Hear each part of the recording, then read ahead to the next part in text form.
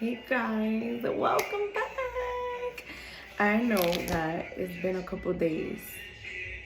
I really had to take some time off to just, be present and just get my thoughts in order. So that took a little bit, and I'm happy that I'm finally like totally back.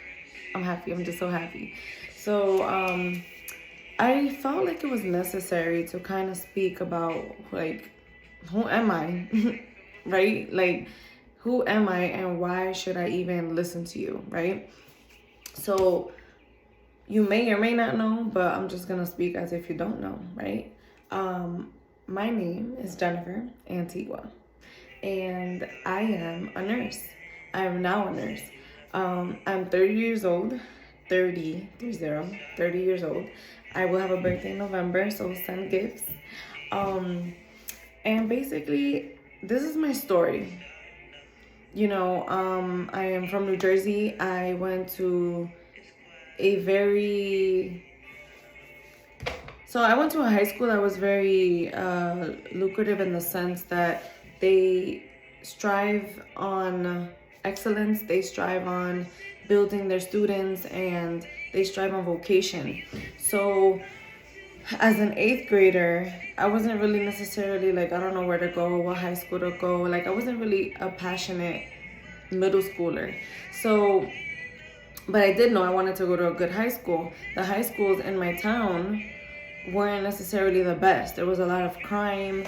There was a lot of just a bad reputation, and not somewhere you necessarily want to go, or so you hear. You don't want to go there. So the high school I went to, you had to basically write an essay and get picked and get in. So all summer I didn't get any letters, and I heard of everybody getting letters, and by the end of the summer, like mid-August, pretty much everybody already knew where they were going. And it seemed to me like, oh, I guess I'm going to the public school because I didn't get any acceptance letters. I don't know. But Lord and behold, I guess slots opened up, and I got a letter literally, if I remember correctly, a week or two right before school started. And it was so exciting for me because I'm like, oh my God, yes, like this is my chance to not be in the wrong crowd. Because at the time I was very naive, and I was very, I just followed the crowd somehow. I just wanted to be accepted, right? Like a big chunk of my beginning years, I just wanted to be accepted. Like in my family, I didn't feel so much accepted. I'm the firstborn. I'm the only female. I'm the first female born. And my father, I have to say, like, he's an immigrant, or, he came here at the age of 20. He's one of the youngest of all his siblings. And it was tough in Dominican Republic. Like, I now realize that. And after a lot of inner work and a lot of healing, I can sympathize with him, and I see where he comes from. But that wasn't always the case for me. Like, I never realized, and I always felt like he doesn't understand me, he doesn't love me, he doesn't accept me for who I am. And that was very challenging. Like, very also challenging. I feel like I really got to work on that in the later years of in my 20s. So fast forward a little bit, I feel like being in the high school that I went to really helped shape and mold me to think more so futuristic, and to think about what I wanted to do. And I got accepted into the medical aspect of the high school. It was always in me to want to help others, to nurture others. Like, that's something that always came natural to me. Like, if anybody always questions why nursing, why medical, why that field, like, I could never necessarily tell you why. Like, my mother was a certified nursing assistant when I was growing up, but she did get hurt with her back, so that kind of took her out of the field. My aunt is a x-ray tech. So I saw, two very important women in my life growing up in the medical field. So maybe that's where that came from. But I just know I was born to nurture, I was born to help, I was born to coddle. And so I never questioned it. So I went to the medical aspect of it, and sailed through. High school is such a blur for me. Like, now I look back and I see now my child going into middle school and areas of high school, and when I go to pick him up, I kind of look at the crowds and I observe, and I'm like, it's funny how there's always one little crowd and one little thing. Like, I don't ever think I had, or I may be wrong, but I don't think I ever had that. Like, I had friends, close friends in every little group, right? Like, I feel like I didn't have that identity of, but one funny thing that I used to do, and I don't know why necessarily, but maybe that was why in high school I didn't have that clique. It's because I was too busy in another high school.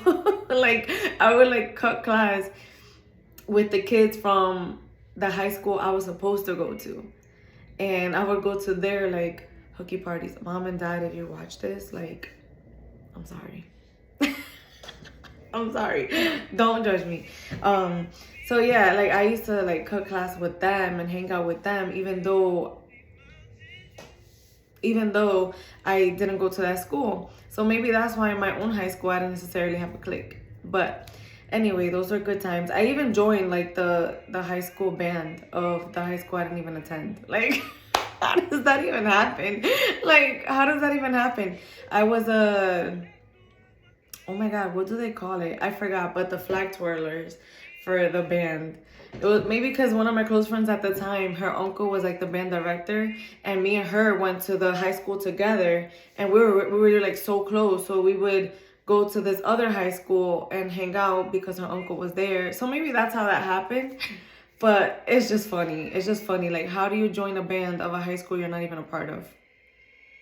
Anyway, so my high school, I feel like things happen for a reason.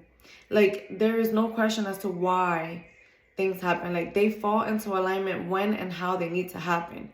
And you don't need to understand it right now, but just know, like, you will understand it eventually. So fast forward, I graduate high school, and the end, so like junior or senior year, maybe my whole high school time, I was bumping heads with both of my parents so bad. And it goes down to like the lack of acceptance, the lack of validation.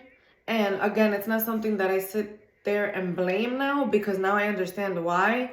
I'm a parent now, and I don't have all the answers. I just do the best that I can. And now I realize that they really did the best that they can.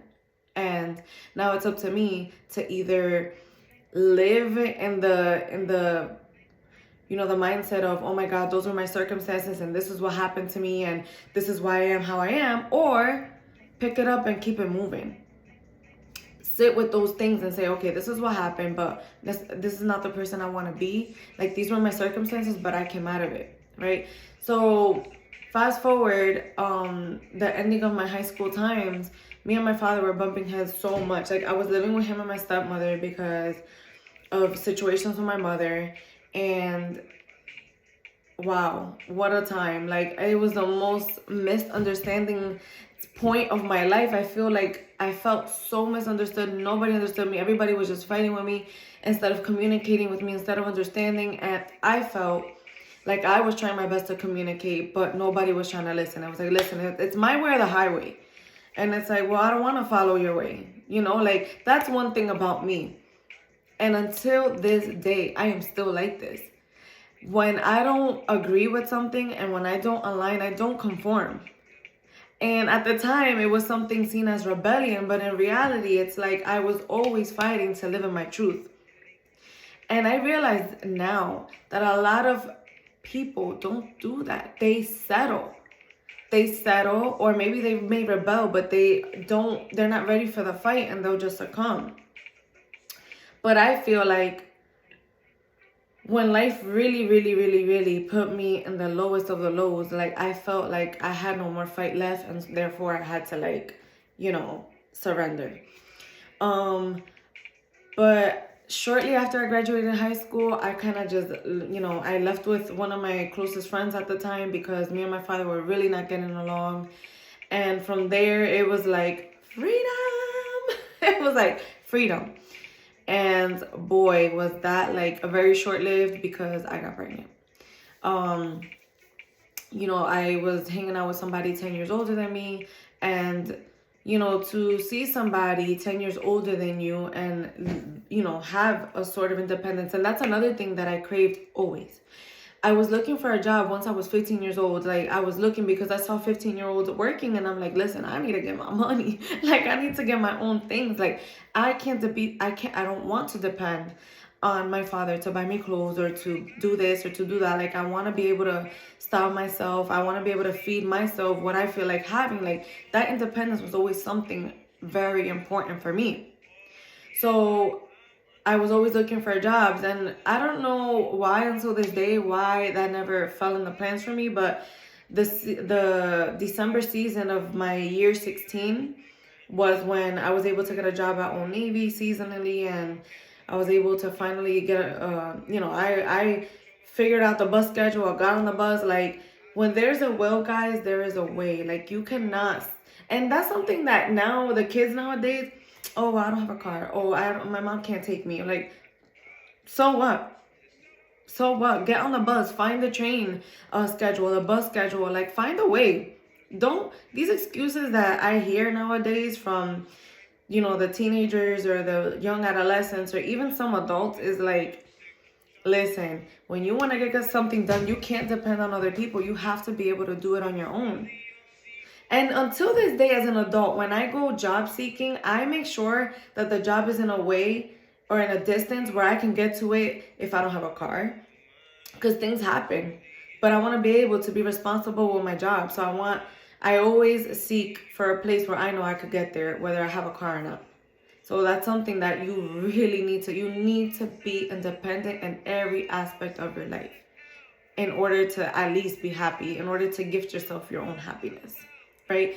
So, this guy was just pretty much saying all the things that I was yearning to hear from the people who love me the most. Like, I felt, now looking back, I kind of felt like I was always being reprimanded, never validated. Something as simple as, oh my God, you're so beautiful. Even when I felt my most beautiful self, the people around me seem to, because the love is given in the way that they feel like loving. And sometimes little remarks of criticism or little remarks of whatever it is may be received as a, oh, I'm not good enough.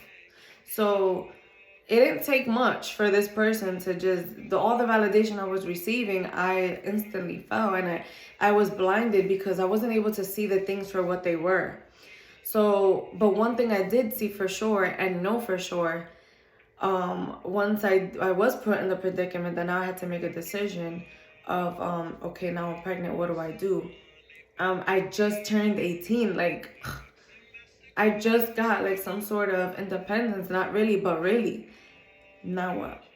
So now I was forced to make really hard decisions. And for me, I feel like once you become pregnant, and especially in a situation that is not ideal, the first thing that comes to mind, or the first solution that comes to mind, especially for a teenager, is abort, right? And initially, I already knew, I'm like, okay, this guy, I already see how he moves. This is not his first child. I already see how he moves with his previous children. So obviously, I could already sense that I will most likely be doing this on my own. So what do I do? And I just couldn't bring myself, as my first pregnancy, as my first everything, as the most nurturing person that I am, I couldn't bring myself to do something like that. So I said, you know what? I'm responsible. I'm responsible for my actions. I was reckless, and these are my consequences. So bring it.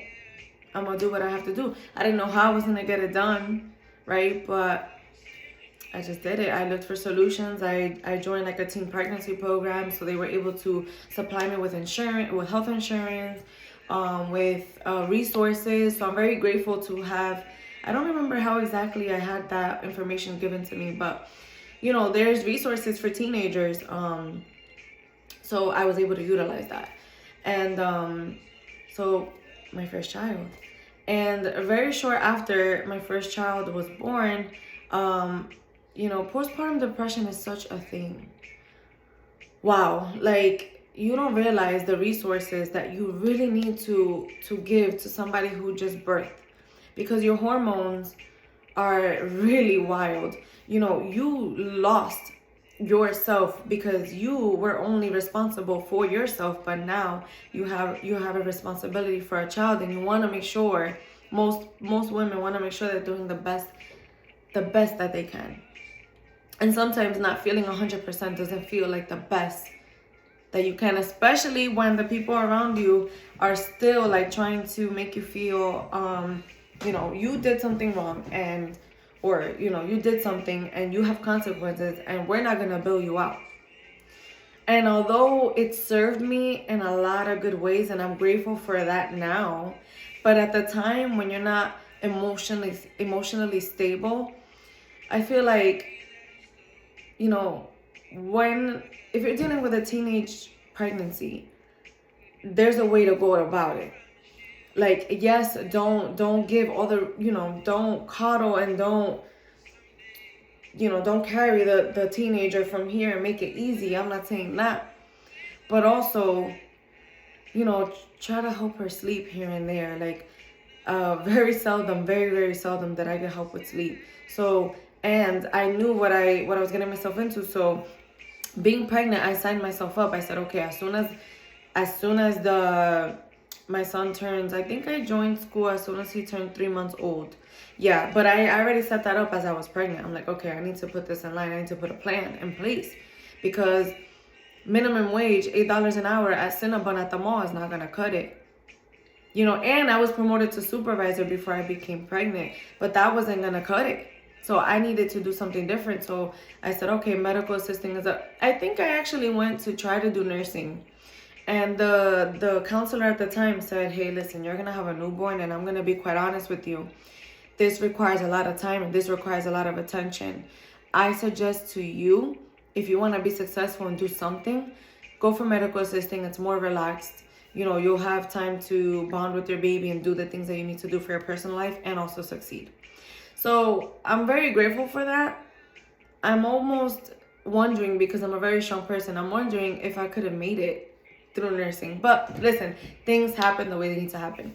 So 3 months in, I'm hanging out. I'm trying to still have a social life a little bit, because you can't just be so engulfed in what you're doing. So I remember I was hanging out with another very close friend of mine around the holidays, and there was a person who I didn't necessarily did not necessarily catch my attention, but at the time the Blackberries were popping, the phones, and my friend was playing around. I had just gotten new Blackberries. She's playing around and sending all my information to people, like, hey, this is I think it was a pin, I don't remember necessarily, and she sent it to her friend, and the friend knew who I was, and she's having a whole conversation with this friend. The friend's a guy, and pretending to be me, and I'm sitting there with the baby, and I'm just like, what are you doing? And she's like, oh, I'm here, like, I'm playing around with so-and-so. He thinks it's you. And I'm like, I don't even know so-and-so like that. Why would you do that? But what was initially a game, or it really was a game, all her brothers got involved, and they were just like, yo, like, whatever, this guy, you won't be stepdaddy. And at the time, he was 26, I was 20, so he was 6 years older than me, and 26 is still fairly young, but he had the mindset of, yeah, I want to start looking for a family. And he had a stable job and all these things, and he's like, I want to take care of you. Well, what started as a joke ended up becoming something more real. So at the time, not being able to see things clearly, and I'm just going with the flow, one thing led to another. We're together. One thing led to another. He's like taking care of my son, a son that's not even his. So that's a pretty big deal for me. Like, I felt like, oh my God, this is like huge. Like, I owe him a lot, because he started taking care of me financially. He started like putting things in place and helping me. And it's like, I felt like I owed him. I felt like, oh my God, like, could this be my person? Right? So, I mean, 20 years old in the middle of postpartum depression and somebody's helping you out, you kind of feel like this could be my person. Next thing you know, we try it out. Months later, I'm pregnant again. And at this time, my son is almost 7 months old now.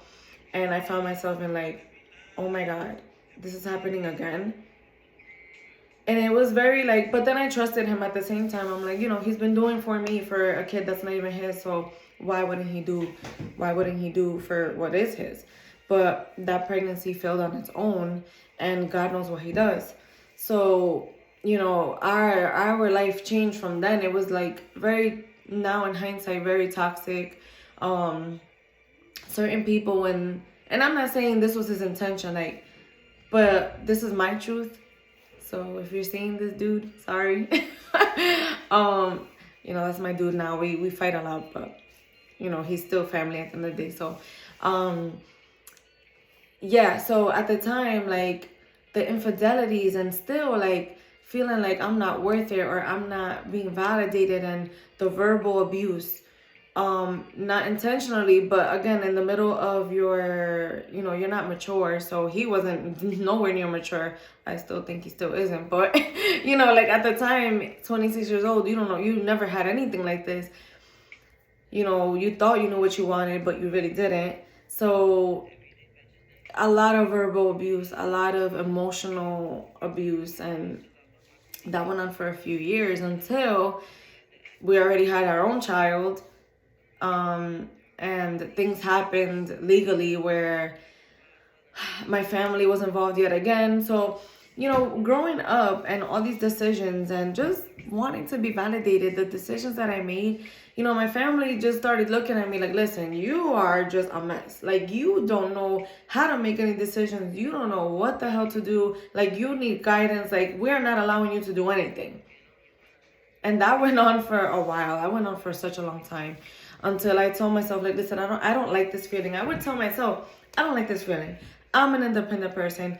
I know what I want. If I've made mistakes, they're not mistakes that haven't been done before by other people and will not continue to be done by people. Like, people need to cut me some slack. I'm not perfect. But rest assured, I have learned. I am learning. And one thing's for sure, I will not allow another person or another family member, another person, another friend to mistreat me in the way that I feel less than. Like, I'm ready to validate myself. And I remember I found God. I found Jesus. I started going to church, and I spent like a good 3 years on my own. I wasn't, what's this word? I wasn't entertaining anybody. I was literally like just pouring into myself and giving myself the time that I needed. Because I realized, I'm like, something needs to change.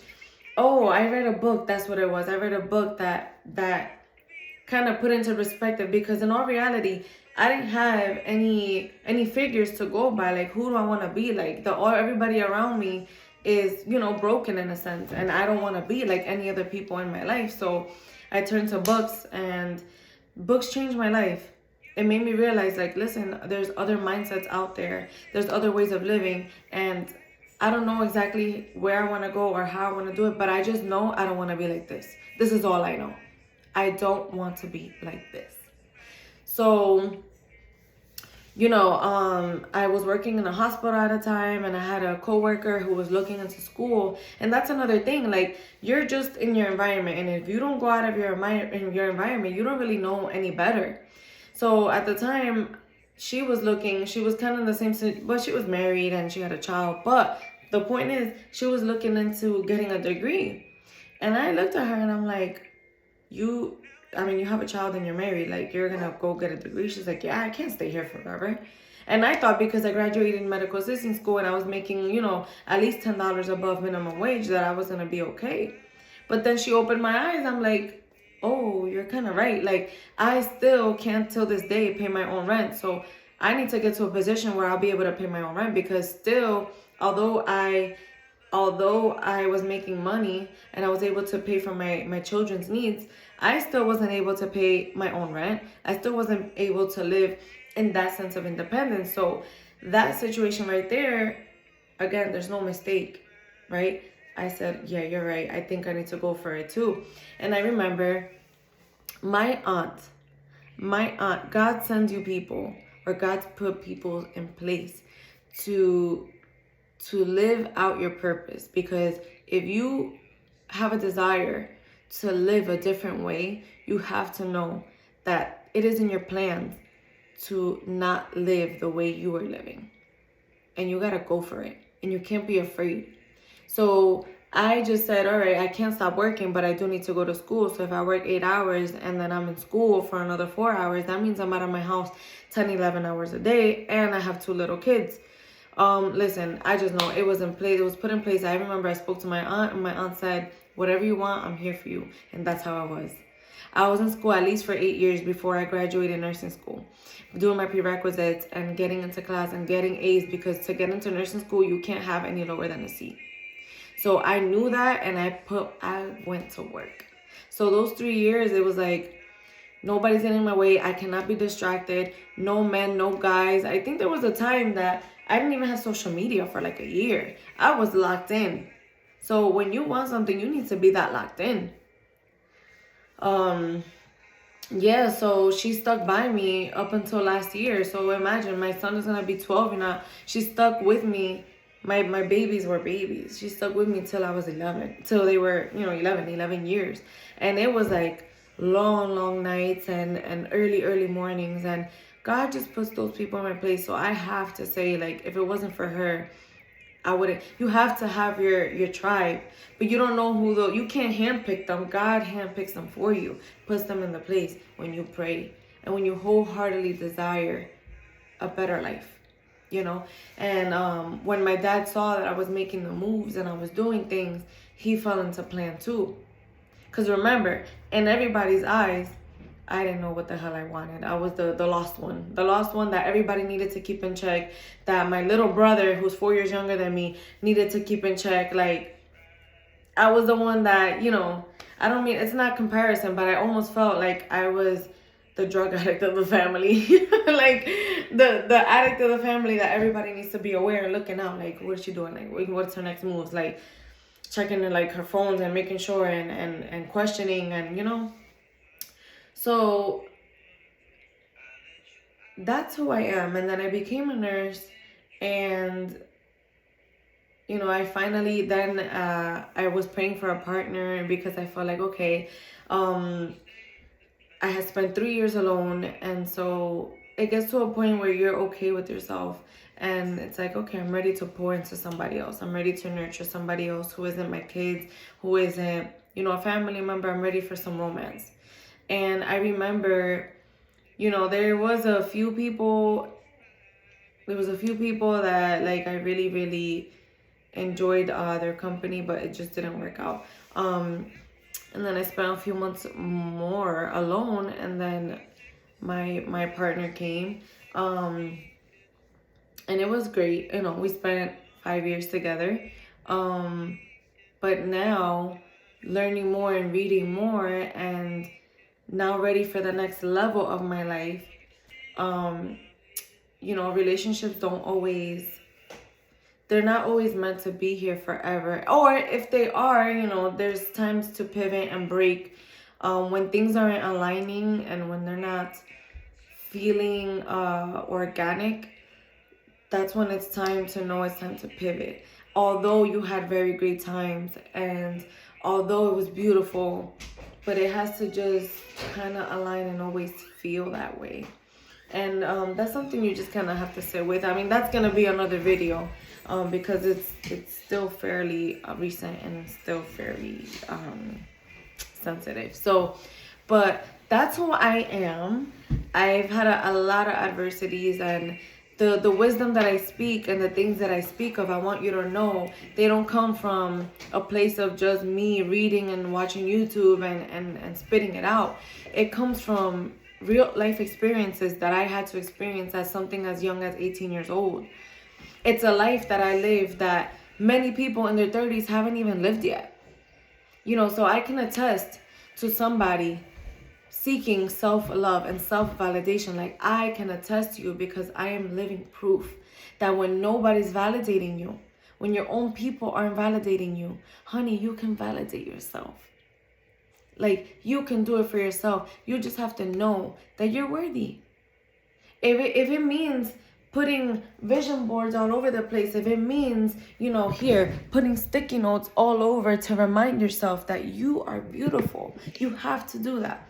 That you are worth it. You have to do that. You have to sit with yourself on a daily basis and pour into yourself, because nobody else is going to do it. And you have to stay consistent. I'm not going to tell you that there's not times that feels worse than others, and times that you just want to melt into a puddle and say, oh my God, I just can't do this anymore. But just know that you have to sit with those emotions. You can't run with it. That's something I'm learning now too. I've not always, but there's been situations where I'm just like, I don't want to deal with this. I just need to be distracted. But there's only so far or so long that you can run away until it just says, listen, pay attention to me. I need your attention. I need you. So this channel is about self-love. This channel is about motivation. This channel is about reaching your higher self. This channel is about knowing that whatever you put your mind to, you can do it. And I'm not even at the point that I want to be at. But I've already reached levels that I saw myself 10 years ago. And I'm living it now. And I manifested it now. So I can tell you that whatever you see on this channel, it comes from the heart. Whatever you see on this channel, it comes from God himself, because before I sit here and record myself and I speak, it comes from what God has put on my heart. So if you made it this far, I appreciate you so much. I would appreciate some comments. I would appreciate some dialogue. Let's chat. What do you think about my story? And let me hear yours. I want to hear your story. I'm such a sucker for deep conversations. I'm such a sucker for what is your life story? And what do you think about it now? And what did you learn? Right? Because every season has a lesson. Every season is a gift or a lesson.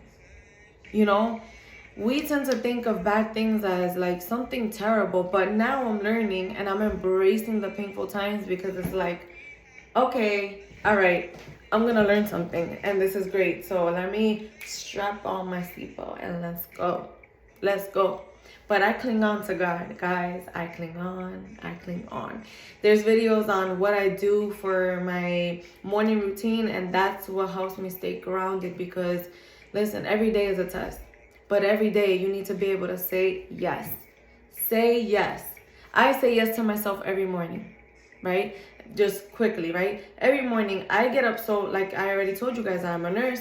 There's times I got to be at work at 5, 6, or 7 a.m. But it was important to me, and I was finding a disbalance or not coordination when it came down to working out. So I'm also on yet another round of my fitness journey. I was introduced to some products that really changed the game for me, so there will be videos on that. I will talk to you guys about that. They changed the game. They changed the fitness game for me, for real. I tried these products sometime last year. I wasn't consistent, but the thing is, you cannot expect anything to give you results if you're not consistent. It don't matter what it is. It could be products, it could be what you're doing, it can be your job, it can be whatever you do. You cannot expect the change if you're not consistent. So this time around, I said, listen, I'm gonna try these things again, and I'm gonna be consistent. And listen, what I didn't see in 2-3 months, I saw in 2 months. And it's once you start seeing results, you start getting more motivation to continue going, because you're seeing that you're reaping the seeds of your heart. You're reaping the seeds of your harvest. Yeah, you know what I mean. So it's guys, please welcome to my channel, and let's do this thing. Thank you for being here. If you're still here 30 something minutes in, and comment. I want to read them comments. Share these videos or share this page if it's something that aligns with you and can help somebody else. Listen, my story, I know I'm not the only one, so I know I speak because I know it can help somebody else. So don't keep this information to yourself. Share, like, subscribe. Let's do this thing. I can't wait.